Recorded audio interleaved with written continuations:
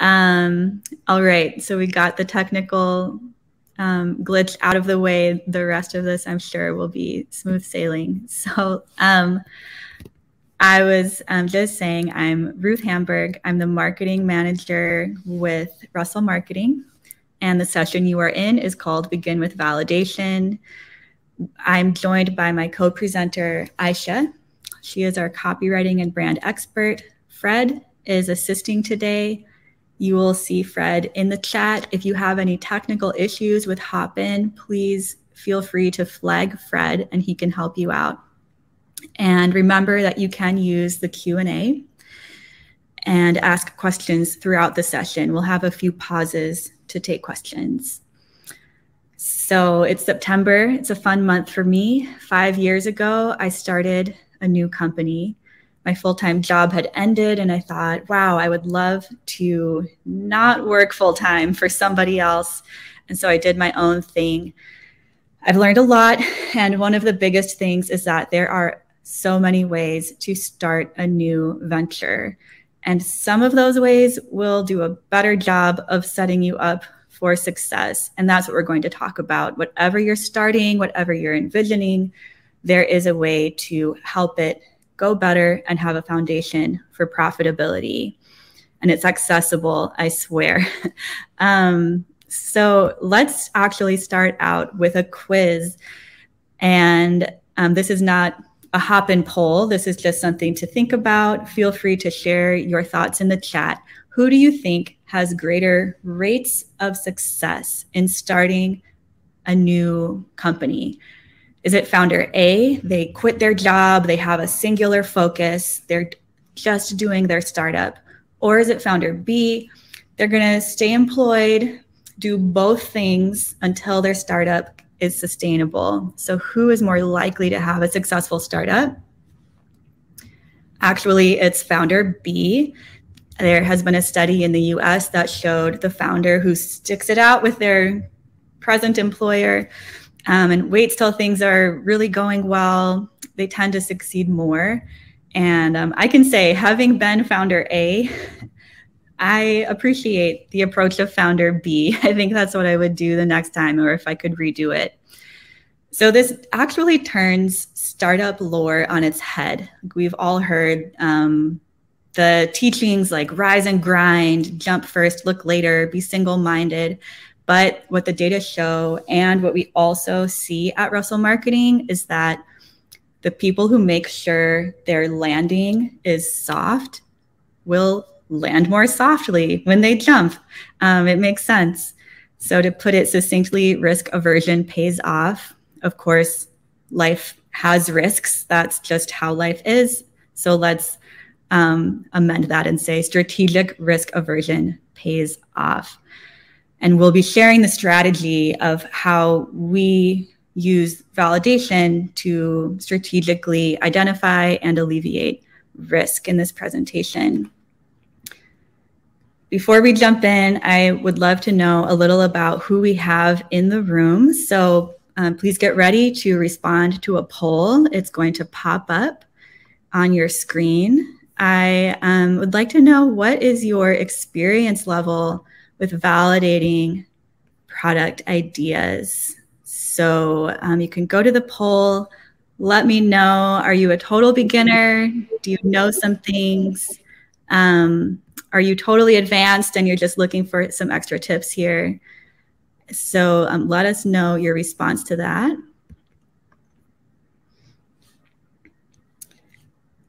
And all right, I'm looking at the results. We're getting 9 people, I know some things, and then 3 people have said total beginner. And now I know some things is coming out ahead. All right, so you know some things, but you want to learn more. If you have particular questions, please do put them in the Q&A. I've just opened that up.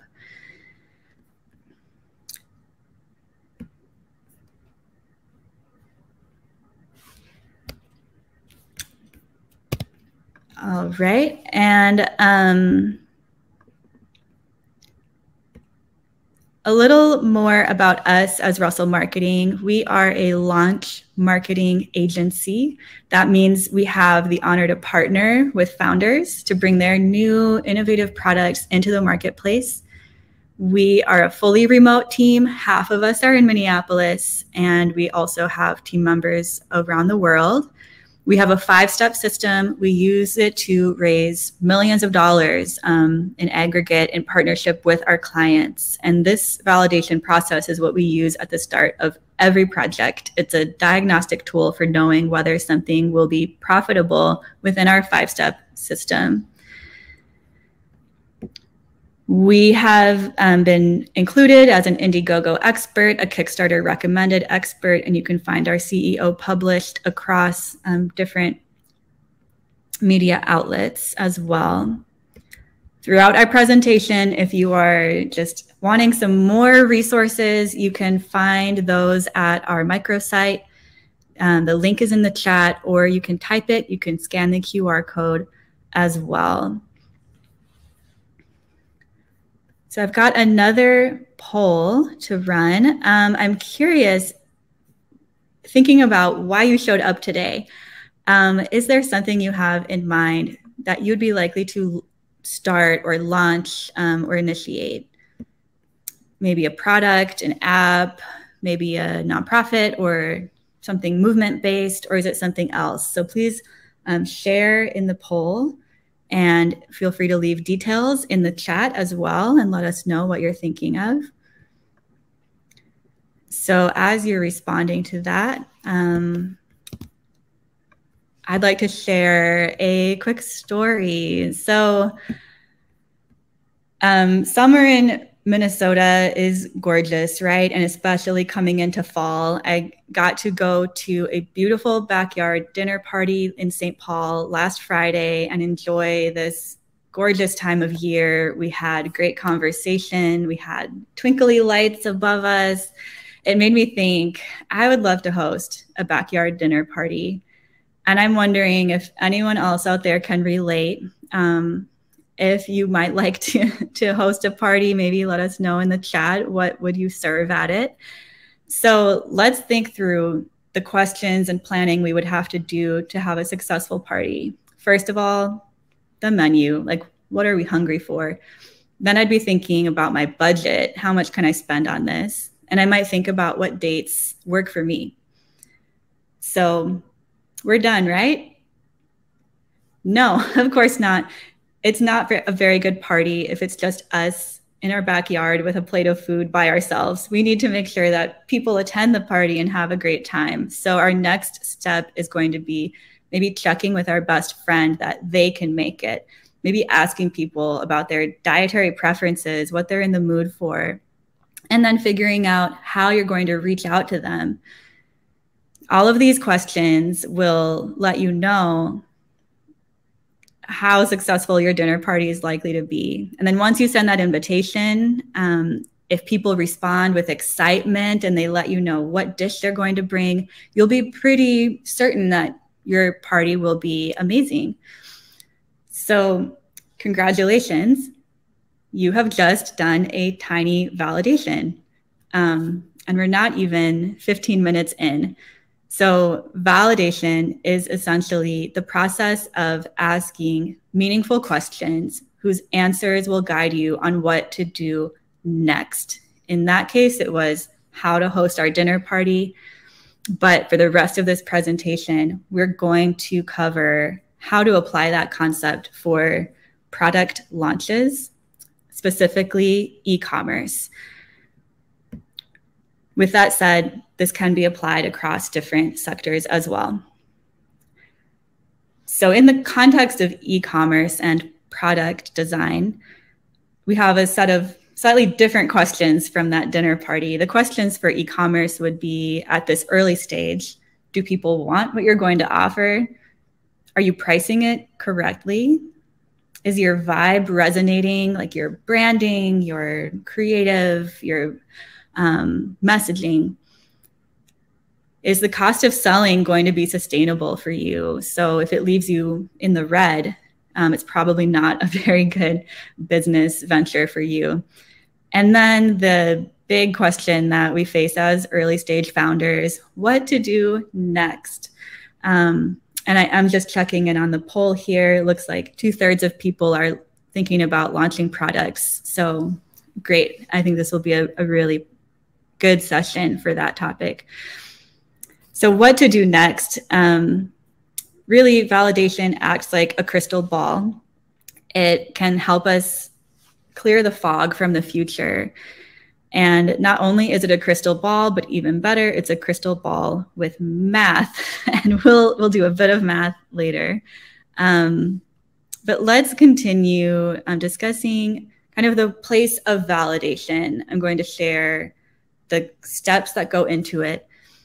After that, I will invite Aisha to share examples on how exactly this can look in the case of our own work.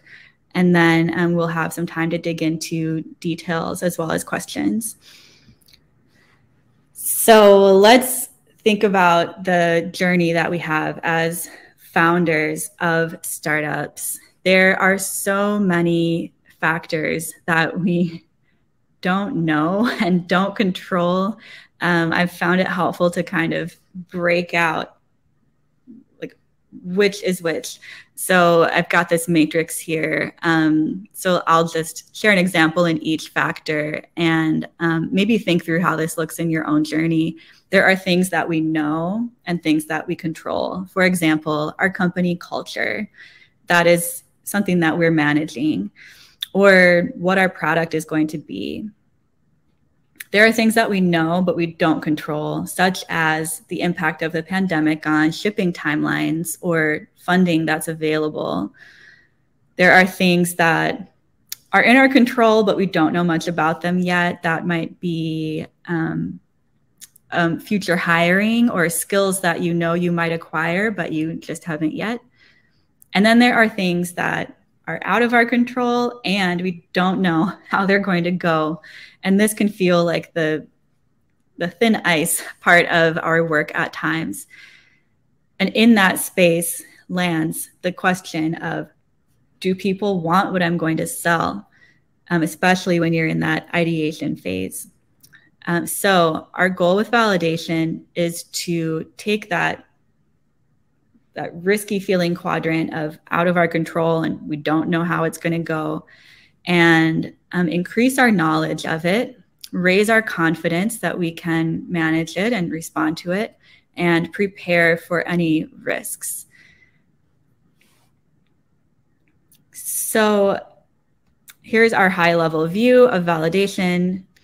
Validation means just to see whether our concept is valid. We're checking our hypothesis and our assumptions. So the step that we would take is to map out the distinct steps that people will take to buy the product.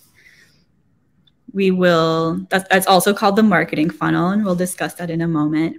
We'll imitate the steps as closely as we can, given the fact we may not have a product yet. It may not exist in physical form. And then we will engage an audience in the steps on a smaller scale, in a quantifiable way, and in a way that tells us what to do next.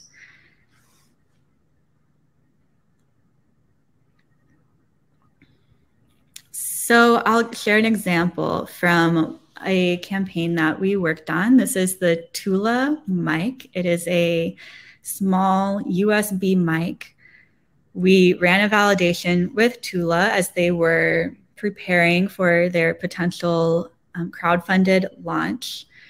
And we had a hypothesis that there were different angles of interest in a USB mic, especially one that is so well designed as this one. So we tried out advertising the microphone to split audiences. We had content creators, we had professionals who were working at home. The timing on this one was perfect because it was early on in the pandemic when people were setting up their home offices. Based on the data that we saw in the validation, the engagement with the ads, the click-through rates, we were able to see that when the audience was split and when we addressed each audience specifically, there were better results. And so that gave us a clue that Tula Mic could probably scale up with that approach. If we had not run the validation in that way, they may have missed out on some profitability. So let's get into some details. This is the marketing funnel. Funnel meaning it's the series of steps people take on their way to buying a product. It's called a funnel because at every step, fewer people continue along that journey. So at the first stage, we as the company, as the marketers, have to do something to attract the audience and let them know, hey, we exist.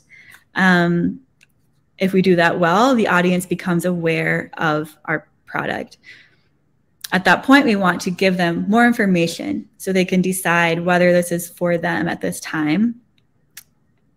Their side of it is to consider the information that we present to them. We'll make an offer, so a product at a specific price, which they purchase through a certain channel. They may decide to buy that product, or we would say convert. They convert into a customer.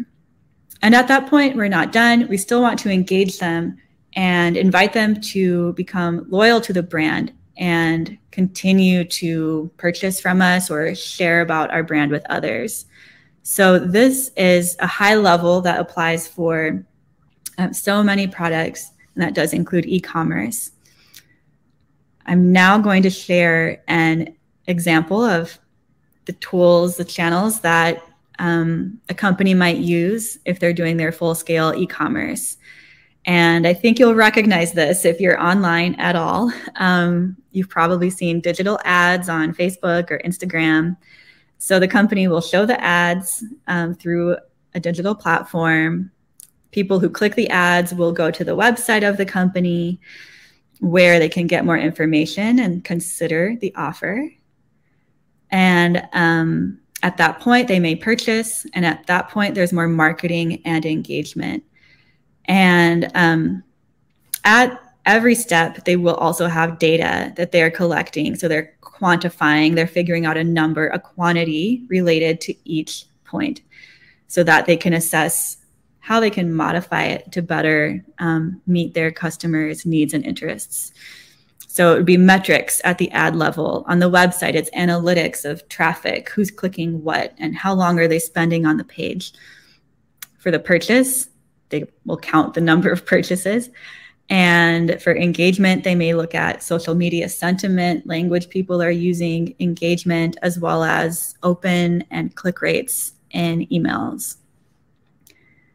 So the question that we have now is, as an early stage company, how can we find out whether we have full scale potential and profitability without setting up all of that stuff? We don't want to invest so many resources until we know or have at least more certainty that it's going to pay off and be a good use of our skills, time, and resources. So we do that through validation. So this next column is going to show how we would adapt this at the smaller scale. As I said earlier, imitate the steps in a smaller scale in a quantifiable way. So validation in this case could run digital ads, just fewer ads. We're not putting in tens of thousands of dollars worth of ad budget. We could have those ads lead to a landing page. So it's not a complete website. There are specific services for this. You can build one page at a time, and it's specifically designed to show people the offer and help them consider whether it's for them. And we can't offer for people to purchase something that doesn't exist yet, but we can have them sign up with their email. And in our funnel for validation, we will also then offer for people to put down $1 or 1% of the product price as a deposit of sorts.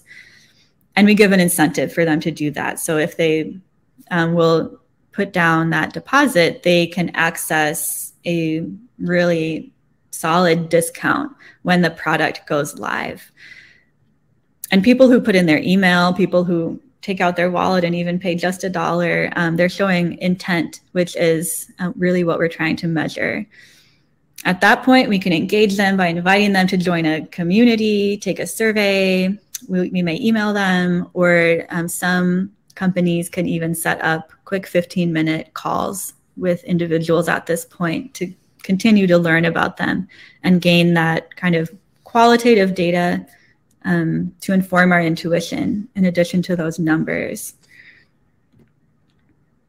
And similar to the full scale, we've got data at every step. And this is the really powerful piece, because we found in our experience with these launches and these product strategy steps early on, that the metrics, the benchmarks that show a successful e-commerce operation at full scale translate effectively at the validation level. So we're able to look ahead and see, okay, we haven't had the same volume of people come through this funnel, but we've had a smaller number, a big enough number, and we can see what the trends are at every stage. And that's where we can begin to understand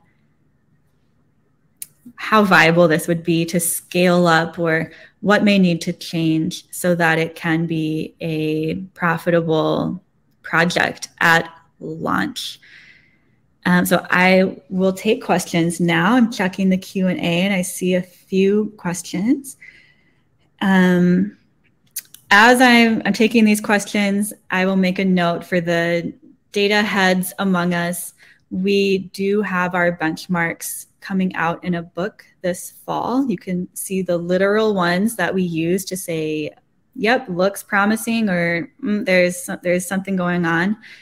And I have grabbed that page from our book and I put it onto the website that you've seen linked in the chat. So if you're looking for like the hard numbers, please go take a look at that.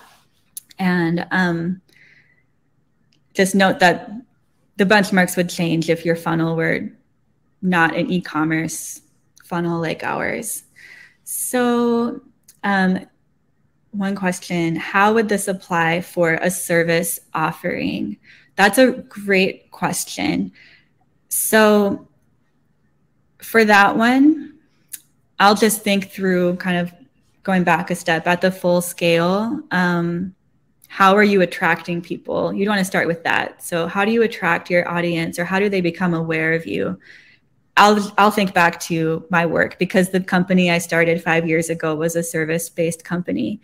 So I found that people were generally attracted or became aware through workshops and presentations, or through membership on a board of directors.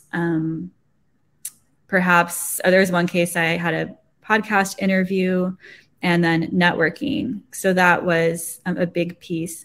And then inform was through my website, or setting up a quick conversation with people. The offer would be something that we would kind of come to together as we were speaking, and then I would share a quote. And then engagement through just continued conversation. So how would I run that at a smaller scale? In that case, for validating maybe a new service that I'm thinking of presenting, I would use that relational approach. So I would talk with people. I would do something called triangulation as a research approach. So speaking with a lot of people and then seeing what the common themes are. It is more qualitative in this case. And then I might be asking, at the offer level, so like, what would you expect to pay for this? I would have probably people who I trust to ask that. I may have to do more secondary data collection. So not me asking people or running a funnel, but looking around sources to see what are people tending to pay and what's a reasonable price. And then I would, before building out an entire process flow for a system, I would run it a few times with individual clients and work out the kinks, and then I would firm it up. So I hope that helps. It is something where, you have to take the approach and really understand your own funnel, your customer journey, and then apply it. But if you go in this order, I think it helps a lot to identify it. And how would you do this for a book idea? Well, that's a well-timed question. We have our book coming out and we're actually running our own process with it for our own book that we're launching. So if you'd like to see how we do it, you can sign up at that website and get on the email list and kind of evaluate what we're doing, because you'll get to see exactly how we're doing it. In terms of the very early stage on it, the question is people won't know how good it is or isn't until they read it. What you would be presenting to them isn't the entire book, but you're presenting, here's what this will do for you. Here's what you'll gain when you read it. Does that sound compelling to you? So you'd want to have those main benefits from the book, as well as some credibility, like why are you the person to write the book, and help people invest in your story, and then see whether they want to give their email and find out when your book goes live. It's totally fine that you would make changes between when they give their email and when you publish your book. And you can even let people know this is an early stage. Like, I would love for you to come on board at this stage and give your input as this is evolving. That is absolutely fine. So I think probably collecting emails is the way I would do it. I would also be talking and researching with like publishing groups and trying to see what else is being published right now to see whether my topic would fit into the market at the moment.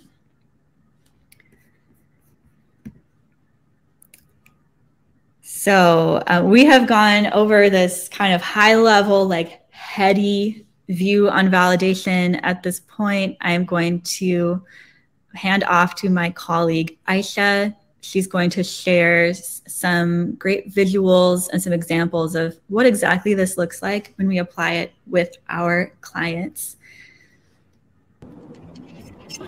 Hi, everybody. I'm Aisha. I'm the copywriter at Russell Marketing. And I craft messaging and copy for all our client campaigns. So on today's agenda, we have what validation messaging is, why it's critical to the success of your product, what factors determine your messaging, the copy touch points you need for validation, a messaging resonance checklist that will help you create your own copy for validation, and why you need to test your copy. So as Ruth mentioned, validation is a diagnostic tool that gives you hard metrics that determine the success or failure of your product. The process of validation basically helps you put your product out in the world and find the answers to the following questions. Ruth, can you move the slide, please? It should be moved forward. Yeah, so it helps you answer the following questions. Is there an audience for your product? How will you reach that audience? How will you tell them your story? And will your brand story even resonate with them? Because no product or idea is bad unless you've proven that through validation. So let's just do a quick poll here. Okay, so what do you think about a service that sends potatoes to people instead of gifts like flowers or cakes? Do you think it's a viable idea, or do you think it's a joke?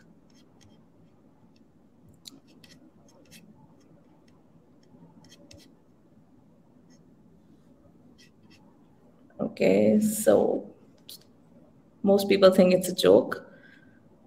Should I wait for more answers, or should I continue?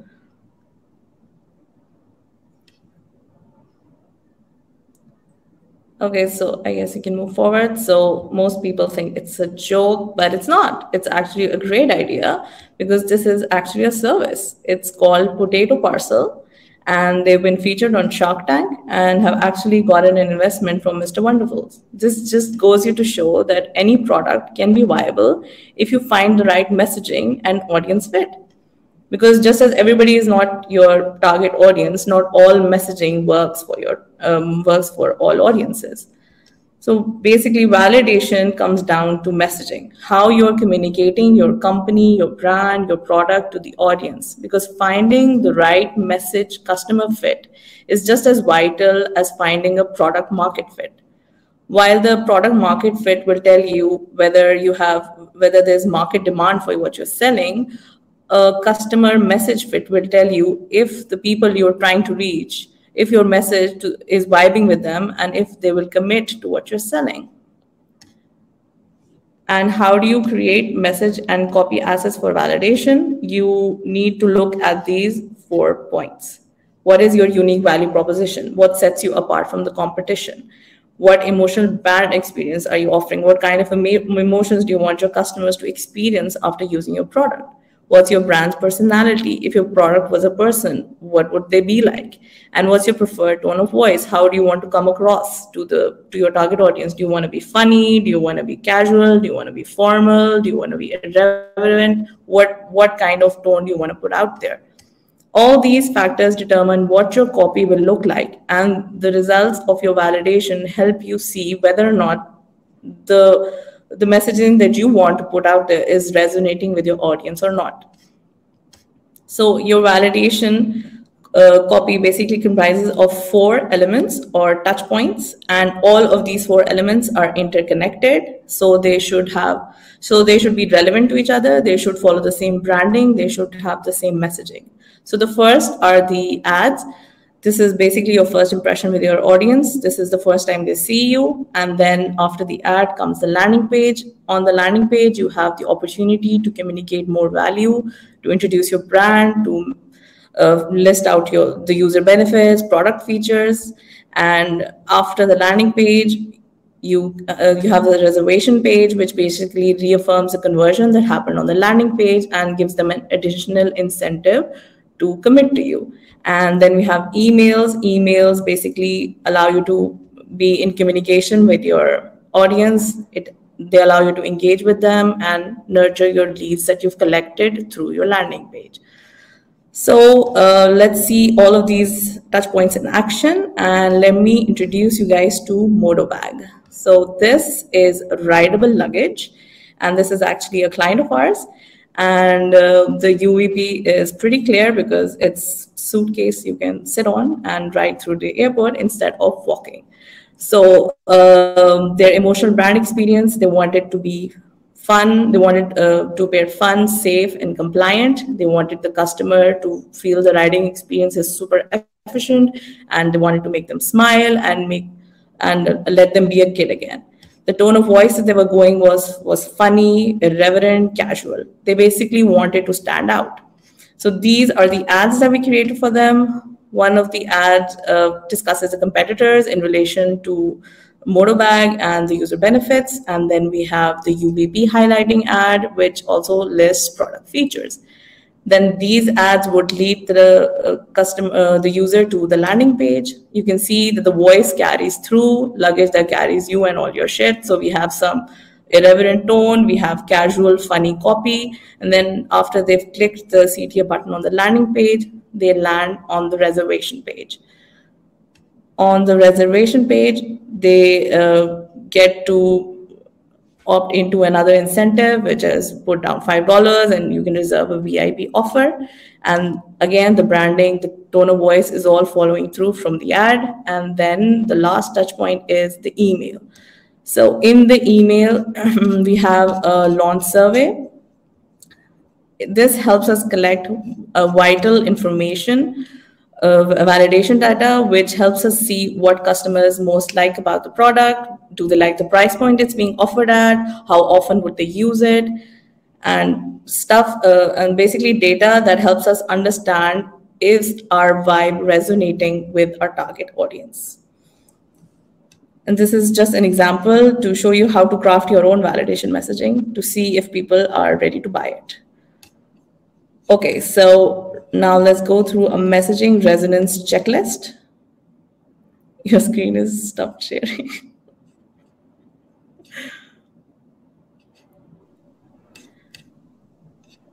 Sorry. So this is a messaging resonance checklist. Basically, after you've drafted your copy, you can just go through these points. And if the answer to all of these is yes, then you're ready to hit publish. So clarity. Are users getting your offer from the copy that you've written? Is it relevant to user expectations? Is it providing value to them? And why should they choose you? Is it different from other products available on the market? And then I think we can do a live messaging resonance checklist. And we just have to give Ruth a second to open the live page. Okay, so while everybody might not need rideable luggage, everybody definitely needs sheets. So this is another client of ours. They're called Samba. And we're just going to quickly go through the messaging resonance checklist. So is the offer clear? So I can see the bed sheets. I can see start sleeping better on the CDA. I can see something about tri-blend sheets. So I understand that they're selling bed sheets, and the UVP is tri-blend sheets. Then we move further down the page and we see icons that are explaining the user benefits and why it's relevant to the users. They're breathable, they're comfortable, and then they have a section about hacking the tech behind comfort. So that's their UVP, what makes them different than cotton sheets, eucalyptus sheets, bamboo sheets. Why should you buy these sheets and not the cotton alternatives? Then they have more information about the product, more relevance, more context. And then we move down and we have information about, again, the dry blend material. So they're giving you a lot of information about the dry blend material because it's something new and people would like to be interested in it and how it works. And then you have another reason to buy, which is that you're doing it to help the planet. It's breathable, it's sustainable, and it's biodegradable. Then we have another CTA button to help them see that they'll be sleeping with a purpose, sleeping better. And at the very bottom of the page, we have a credibility section, a guarantee section that basically takes the risk out of committing to a new product. And people are definitely more at ease when they see a warranty, and they are more inclined to buy and click the CTA button.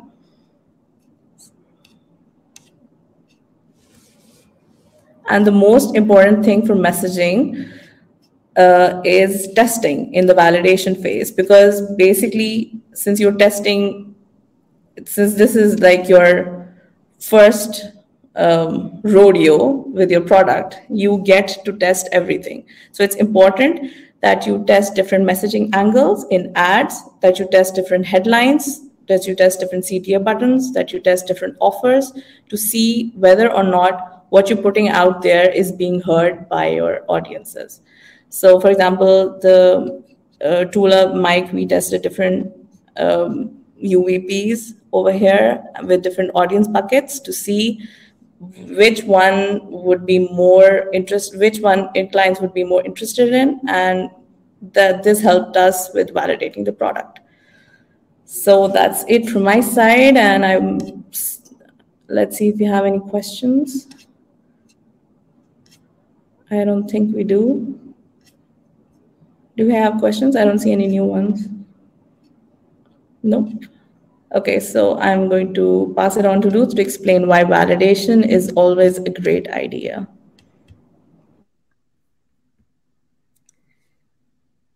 Thank you. And yes, if anybody does have a question for Aisha, please do drop it in the chat, drop it in the Q&A. She knows everything about how to craft a message and do it in a way that will resonate and help you scale, most importantly, in profitability. So we are going to talk about what comes after all that work, because that's a lot, right?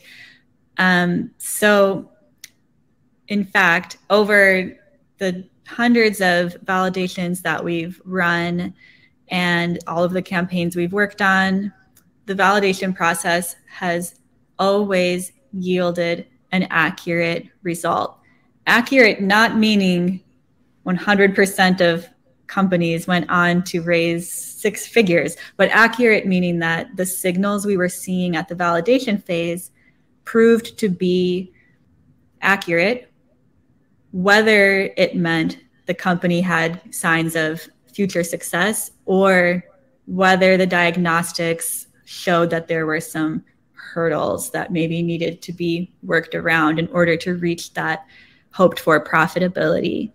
So on this slide, I'm showing the Shine wind turbine, an example of a campaign where the early data showed a lot of enthusiasm. People were eager to get this wind turbine that folds up, sits in your backpack, and can charge your devices once you set it up.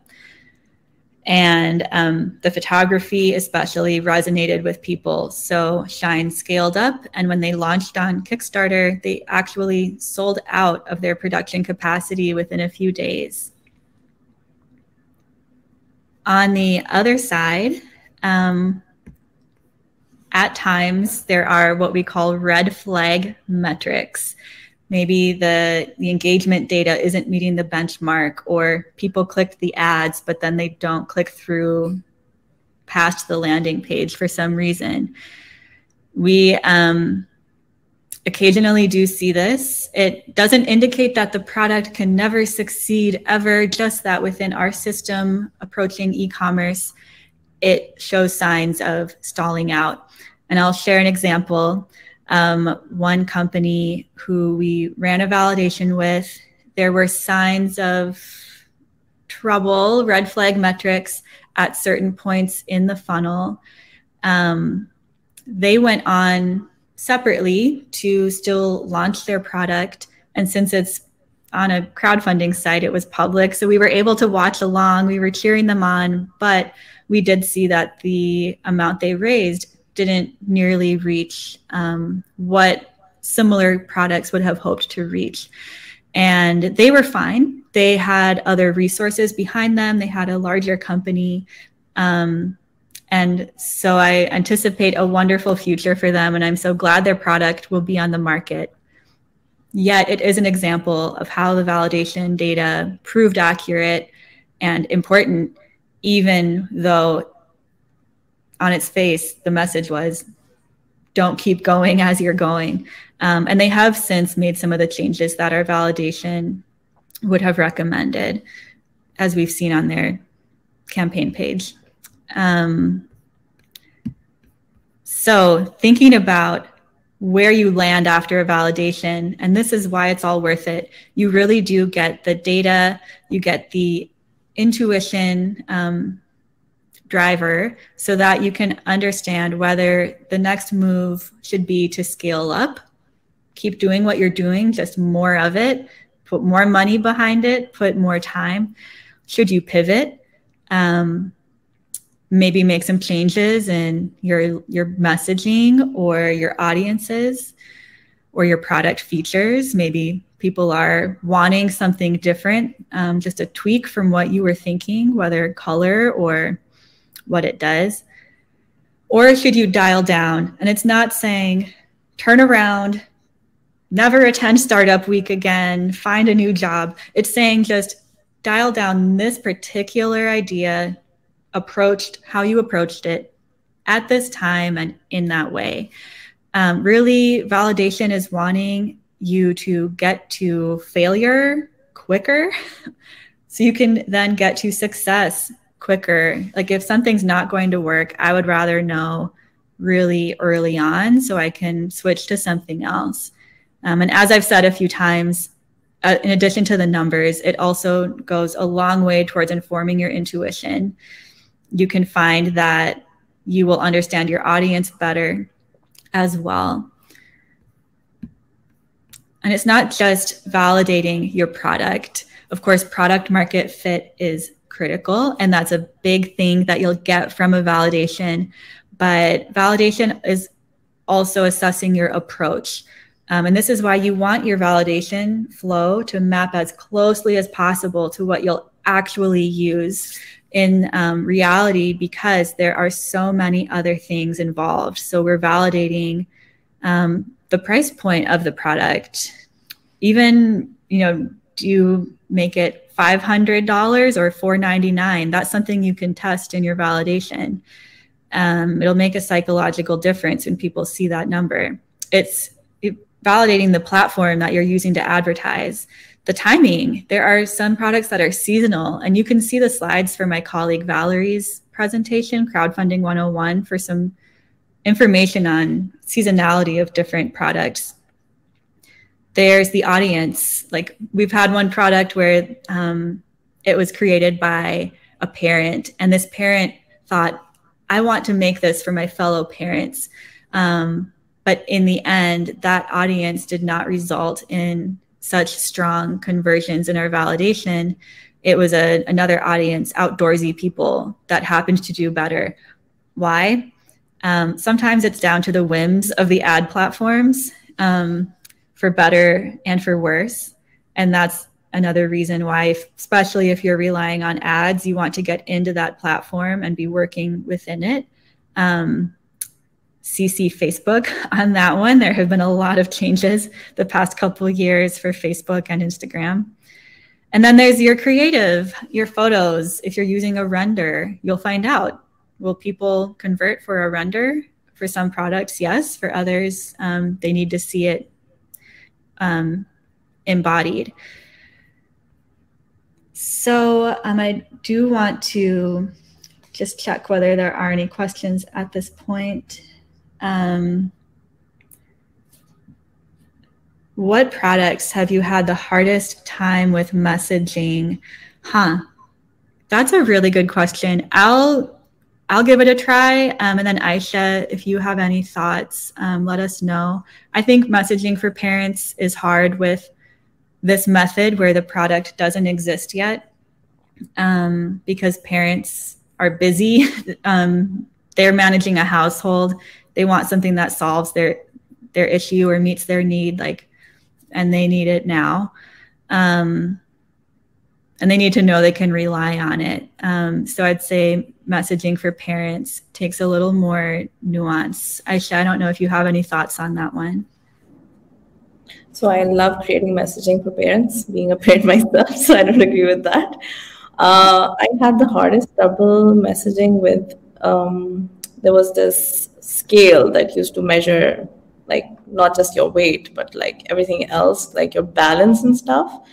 And they did not want to be termed as measuring weight, which is what they did. So that was really, it was like, what do I do? You do that, but you don't want to appear to do that. So that was a tough one.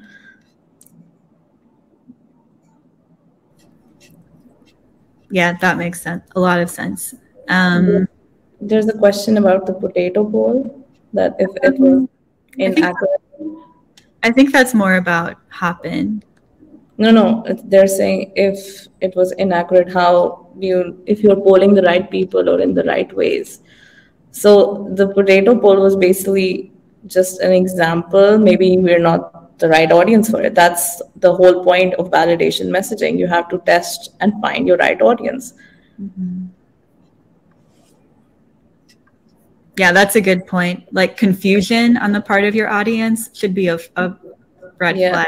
That means you're not the right audience. Yeah. Okay, and I see another question. What are the best tactics to get in front of consumers other than paid ads? What have you seen work really well? So it all comes down to who are the consumers and where do they spend time. So I would first be researching those particular consumers. If you're doing something that you would use outdoors, you would want to, when we've had a client do this and they had a great outdoor product and they were building relationships with different outdoor brands in their region, they would send the product on skiing trips with people, have them take photos, and then those people would serve as credibility builders. So you can go in person if needed. I've also seen community groups can work well. We use Facebook, but there's also Discord, lots of ways to build a community. You can Reddit and Reddit. Sites like that. Find subreddits for that product and just see what people are looking for and then target those people. Right.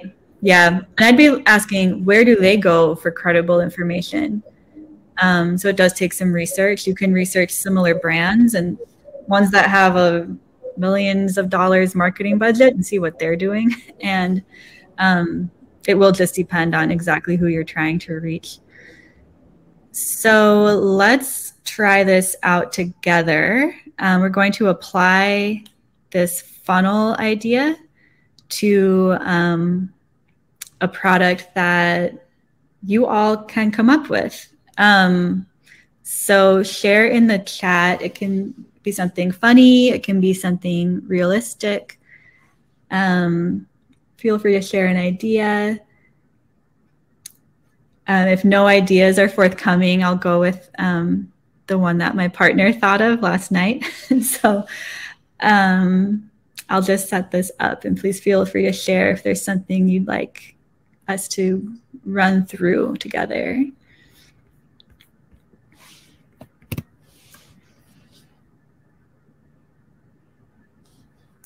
Okay, so let's go with the one that my partner thought of. They will be thrilled. They'll feel very famous. So they thought we should create a validation for a new product, and the new product is going to be a yellow submarine, but just for one person. So it's a solo driver yellow submarine. And I've never heard of such a thing, so I do think it is well worth validating it. The solo yellow submarine. You imagine you're in your submarine, going around the ocean by yourself. Do people want to buy this? So as the validation, I think I would try some ads targeting people who want to escape everybody else. Yeah, like people who want to escape. So maybe introverts. If there's something that we know about introverts, and we can try to target those people. The world is out again. Maybe you want to go back inside. So just buy the submarine and escape. Exactly. Yeah, that would be a great message. Maybe fans of the Beatles, because that's where the topic comes from. So we would try out the audiences and then the messaging on just get away from it all. How could we inform those people? We might share with them and test out sharing about features such as the color. It's yellow. That's fun. Get away from it all. Maybe a key feature is the cost. It's an effective cost, and let's say that it's sustainable. It doesn't use a lot of gasoline. We'll see which of those people are liking. And the offer would be get a 40% discount when the solo yellow submarine becomes available. We might test out different amounts of a discount. And then the engagement, I mean, I think people who would buy this are going to be very interesting people. So I'd want to speak with them one-on-one. So I think I would do some one-on-one interviews. I would certainly do a survey, and I'd want to find out, I know why I wanted to create this solo yellow submarine, but why do you want to buy it? I need to know the why. And I might also be looking to get some early reviews on it if I had a prototype. So with that type of validation, I would get some good data. I would know who's interested in this and why and what's resonating with them. So that is a quick example of how that would work exactly. Let's discuss how you can start right now. So validation, at least the full type that we run at Russell Marketing when we begin working with our clients, that may not be something you're ready to do tomorrow in the way that we do it. But there are a lot of things that you can do starting now. And these next slides have more text on them. My intent is that you can grab the slides or take a screenshot and come back to them. because we really want you all to be resourced to start from where you are right now. So a huge element to start right now is research. You want to be researching your audience. Look up, as I said before, where they spend time. Who do they consider credible? Do they need to see YouTube reviews of something before they'll buy it? Research similar brands and see how they're approaching things. What words are they using? What brand vibe do they have? What types of photos? Close-ups? Is it lots of videos? Look at crowdfunding campaigns for similar products. That's a great way to see comments on the questions people are asking, as well as what your potential competition would be, so you know how you need to differentiate. Do some review mining. So look at Amazon, look at these brand websites and see what consumers are saying in the reviews. What are their pain points? What do they like the most? What's missing? And what words are they using to describe all of that? Learn the benchmarks for your particular funnel. So if you're in e-commerce and you think your model looks similar to ours, go to our site that we've shared in the chat and go down to the bottom, find the validation metrics where we share the benchmarks we've developed over hundreds of campaigns. If you're service-based, just try to identify the patterns. So if you share or try out a service with a certain number of clients and you have a certain percentage of those who can't wait to dive in, that can become a benchmark for future service design. And you'd want to conduct interviews with early users, start talking to your customers, go beyond your friends and family. They will want to encourage you. You need to find the people who don't have an investment in you, but the people who will be invested in your product and your mission, who will tell it to you straight. When it comes to your product, you may create a minimum viable product and sell that. Invite people to a beta version, take orders, asking people, hey, when you buy this, what features will you want? What color? How many will you get? You could hang out at in-person events and spec out your costs. You can start doing that before you've manufactured. And in fact, you definitely should do that before. And then work on your assets, your landing page, testimonials, take photos, make sketches, build a community, get all of this stuff going now, and you will find your path is easier later on. Some questions to consider, and we are near wrapping up. So if you have another question, please drop it in the Q&A. Questions to consider, kind of going back up to the eagle eye view now. Consider what metrics and what qualitative takeaway your stakeholders want to see, including potential funders. We do have clients who run a validation and they bring the data back to potential funders or current funders, and they can say, it's not, it's not just within our dream vision right now. We actually have data from consumer behavior on how people want this product and what they like about it and what its potential is. What's the right length for your validation? It could be a couple weeks, it could be several, or it could be ongoing if you have a different model than us. What other hypotheses can you test along the way? And there were some great comments from Leah in the chat. It's a good way to test your branding, brand identity, your plan.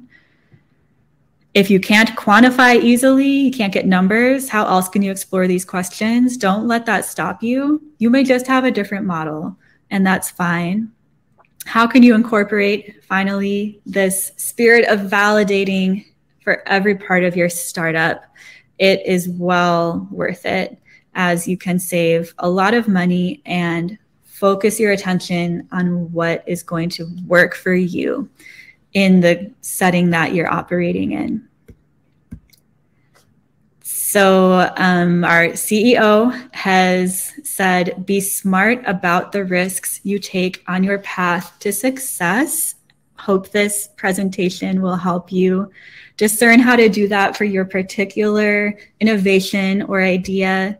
And please do drop questions into the chat if you have them. And just a few quick final announcements and resources to equip you. We have our site. You can visit it.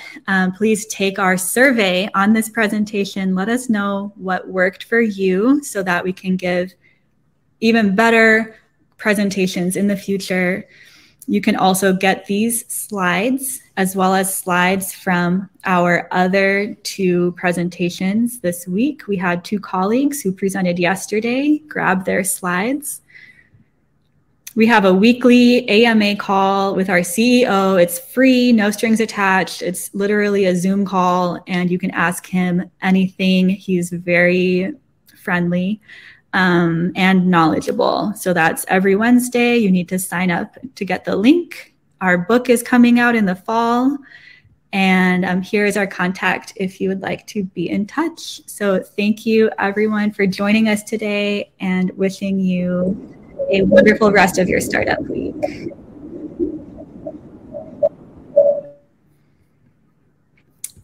And I think we'll stick around a little while longer if anyone does have questions for us. Oh, great job. Thanks, Colin. Thank you, Delon.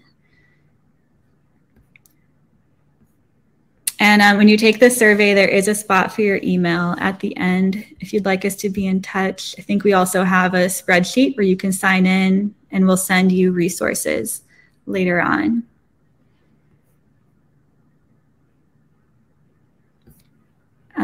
So yeah, I think we'll stick around another few minutes just in case of questions, or if you want to grab the link to our website. And I'm seeing Leah had some good questions about the submarines. Can a single person really handle one by themselves? That's a good question. I think that would come up in the validation.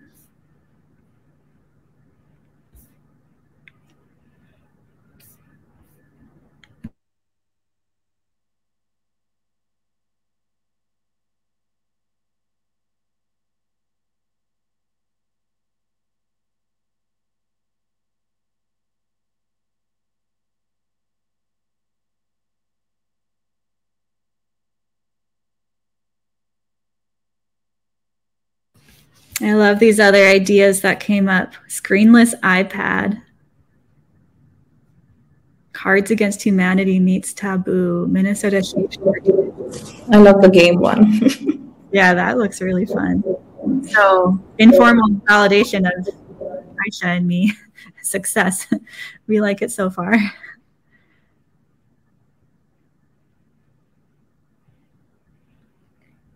I like that, Eduardo. Minnesota-shaped tortilla chip. I had a Texas-shaped waffle because I'm based in Texas and Minnesota. I'm kind of split. And I did have to wonder, why are there not more Minnesota-shaped foods? I haven't seen as many as I've seen down in Texas.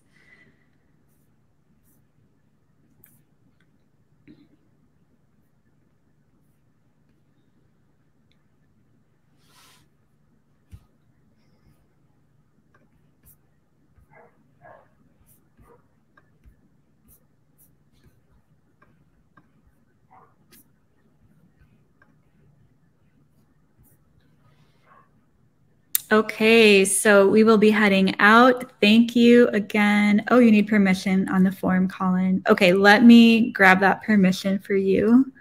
We're going to leave the session now, but thank you so much again. And we will hope to be in touch. And if you had trouble getting into the form, hold tight for 30 seconds. I will make sure that permissions are granted to one and all. Thanks again.